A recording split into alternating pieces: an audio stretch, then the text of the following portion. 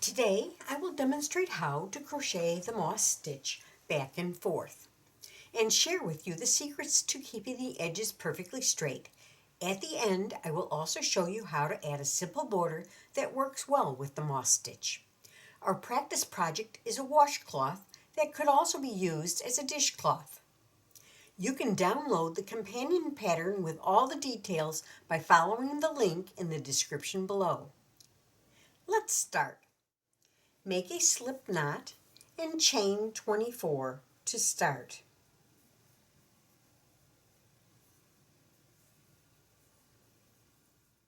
I find you get a neater edge with cotton if you insert the hook under the top loop only of the foundation chain. Work one single crochet in the second chain from the hook and chain one. Skip the next chain and in the next one work another single crochet. Chain one. Skip one and work another single crochet. Chain one. See how the chain one is worked directly over the skip stitch between the single crochets? This will be used on the next row. Now continue all the way to the end of the row. I'll join you there as it is important to show you how to end the row and begin the next. Remember, skip one, single crochet, chain one, skip one, single crochet,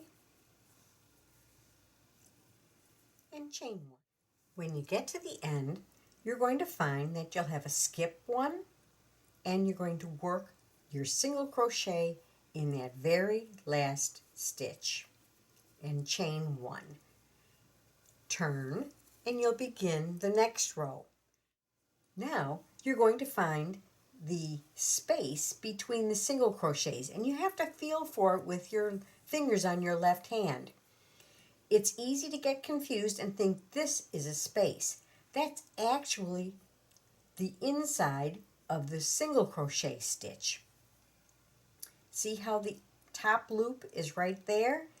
And that's part of the stitch, but when you turn it, it sometimes looks a little different. So insert your hook in the space, work a single crochet, chain one. Insert your hook in the space, single crochet, and chain one. And see that you can feel it. It'll get easier as you go across the row. And you're going to do this all the way to the end. Okay, we're at the end of the row. I'm going to insert my hook in that last space and work a single crochet and a chain one, because at the end there's actually a chain one. And what you want to do is you want to get in, let's see where it is, there it is. It's right here. And I want to work another single crochet. And that is the start of the side edge, the straight side edge. So now we're going to chain one and turn. Once you finish that first row, that is the pattern row.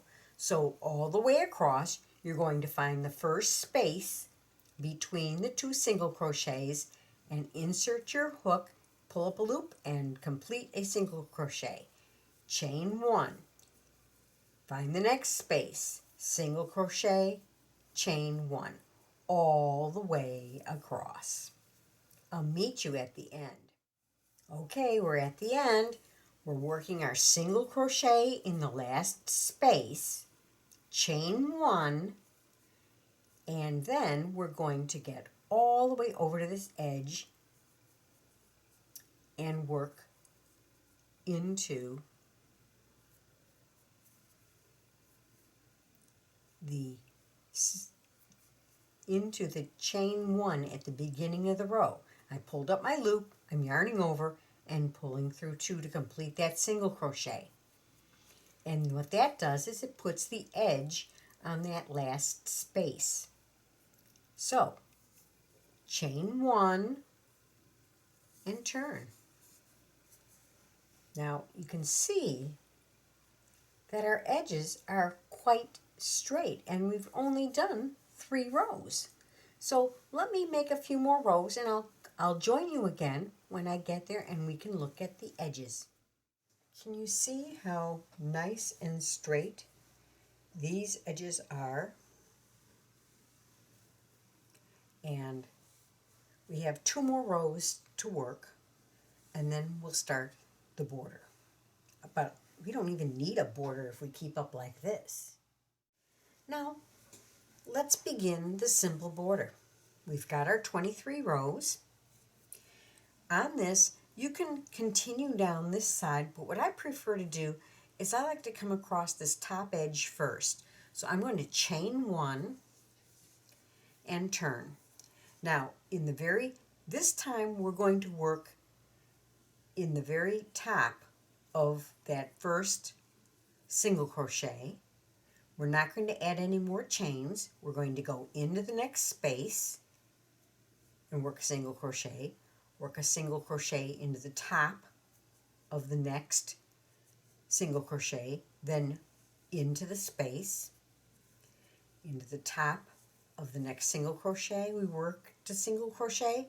Now we're working a single crochet into the space.